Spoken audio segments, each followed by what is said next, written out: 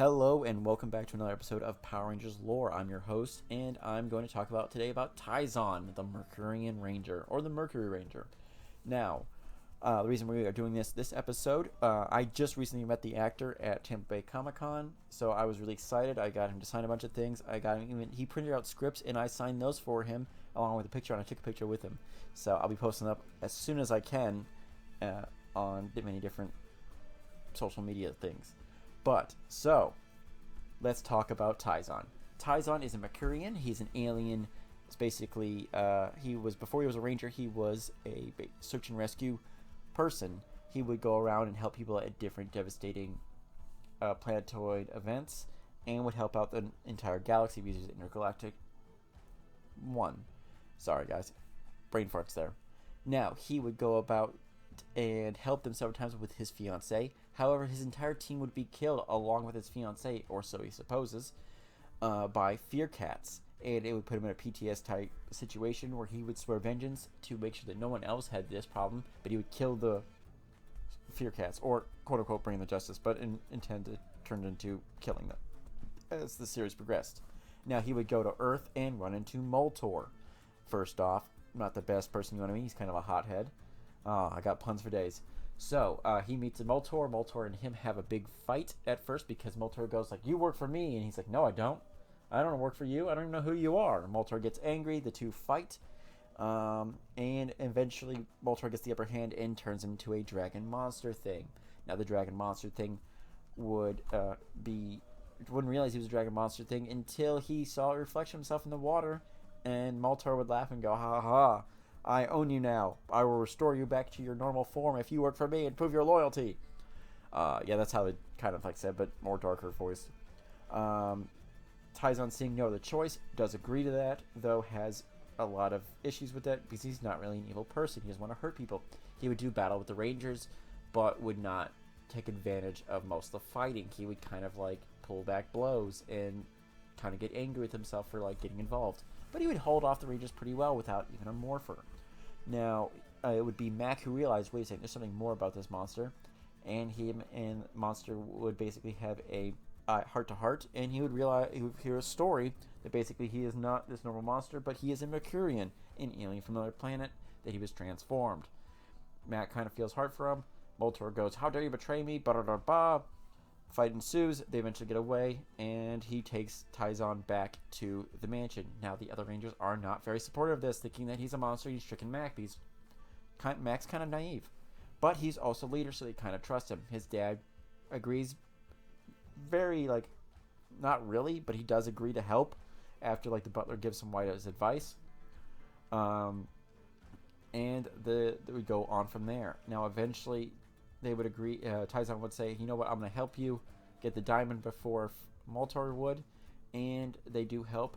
Later, he would grab two of the Arona Corora gems by accident, holding them, and they would turn him back to his normal form. It was kind of like a hopeful form. Like I said, by accident, but it was this might work. They are magical items, blessed by gods themselves, so why wouldn't they work? Now, this would turn him back there, and he would leave away going, "I gotta go stop those fear cats. I think they're on this planet." So he would go and leave because he was chasing them already, and he'd run into them again. Now, Andrew Hartford would approach him going, "Hey, I have this morpher. It's for a Silver Ranger. I was going to use it myself, but I think you're the better qualified person." Gives it to him, but he's unable to use it because of his paralyzing fear as he goes into battle against the fear cats for the first time since his entire team was killed. And he is paralyzed, utterly paralyzed, and he's unable to help the Rangers until he's able to push past that fear, and he does help the Rangers by transforming and just pushes back the fear cats who have allied themselves with Furious. Now, the next couple episodes after this, he becomes a Ranger. He is trying to blend in with the rest of the humans on his team, and they don't take too well of that. Now, he's trying to understand. He understands Mercurian society, but he doesn't understand human society. Now, him and Mac kind of have a better understanding than most because they've already had a heart-to-heart. I don't know what I just said there. But, so, there would be the other Rangers going on of the series. He would look up to Will at first, and going, "Oh, he's a cool, suave guy. I want to be cool and suave." He would know what to do. and basically would continue to go about looking at the entire Rangers and realize Will would basically get annoyed at this by first because he thinks he's being like insulted slightly, and then Tyzonn would save Will, and you go, wait a second, this guy isn't bad. He's just curious. Now he would also deal with Dax, who is kind of like the stuntman, kind of like copy him a little bit. Ronnie as well. She's very competitive, so anything he could do, she could do better. He was always trying that. Rose, Rose has a long theory that Tyzonn's falling around because Tyzonn likes her, and the Rangers just go he and like leave that up there. Now, what actually it is just he's just curious about Rose and they're all the different aspects of what they like, and he's just trying to figure out them entirely. Now, that would happen, and they would all come to realize, wait, he's more than just annoying. He's actually useful in fights. Also, he's just curious what's going on.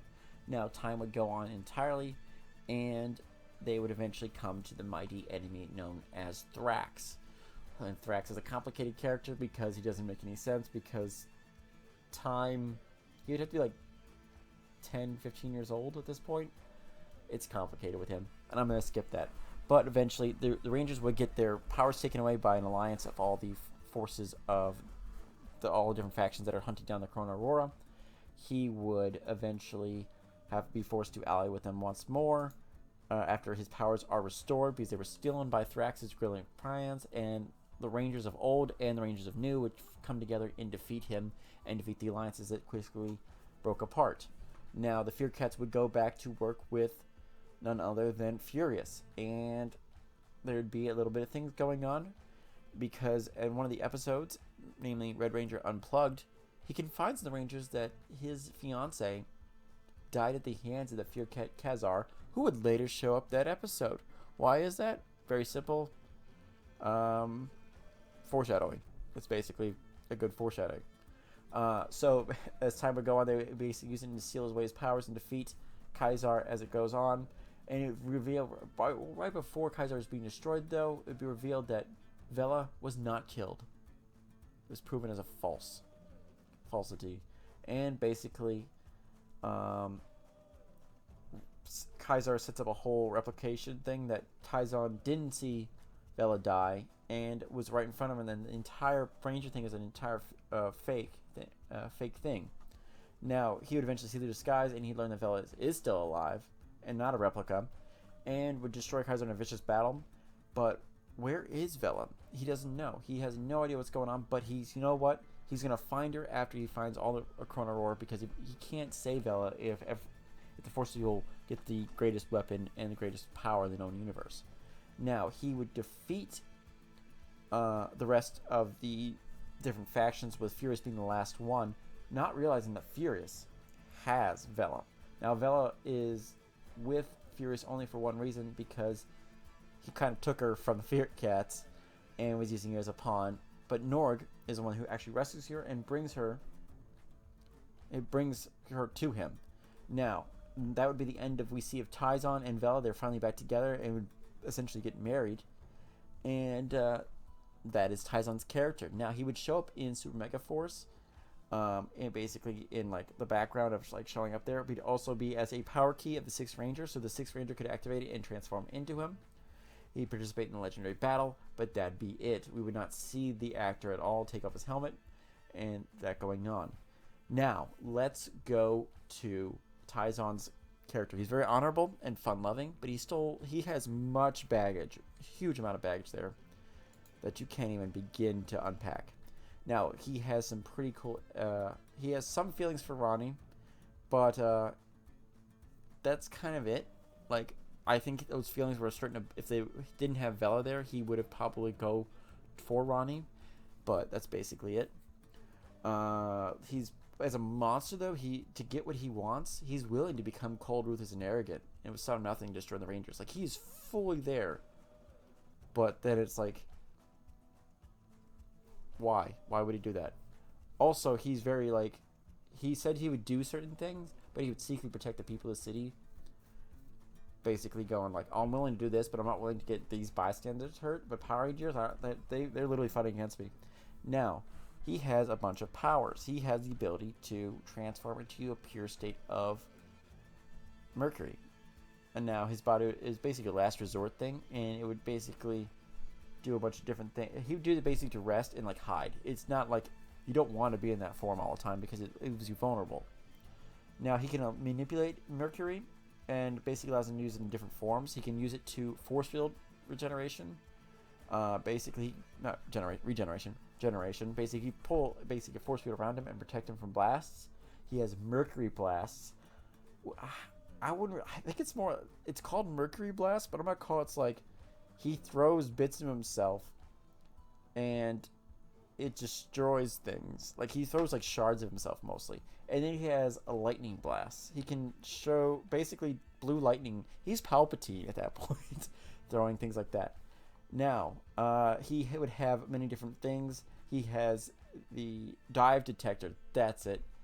The dive detector is his weapon, and I want to say it looks like it's just a big, yeah. It's a essentially. It's a 3-weapon mode: lance, metal detector, and blaster. I'm not sure how the metal detector is the weapon, but you never know. You hit somebody hard enough, it'll hurt them. So he has that is his main weapon of choice. He has the normal stuff, the armor, the Mercury morpher, and all the other accessories that the Rangers do as well. Now that is Tyzonn, and he's going to be there. The rest of this week we're going to be talking about different characters that this actor played in.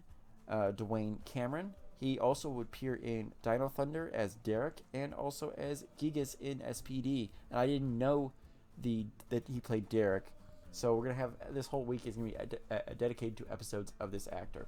And I told him that when I was talking to him. So I hope he follows this and likes it a lot. So thank you guys very much for another episode of Power Rangers Lore. If you have any questions at all, feel free to ask. I'm always here for you. I've also started putting shorts and different things I found during my adventures of hunting for Power Ranger toys. There was a lot of other ones at the show, but a lot of them were overpriced. So I was not willing to pay some of that stuff out there. So I'll see you guys soon. May the power protect you, always.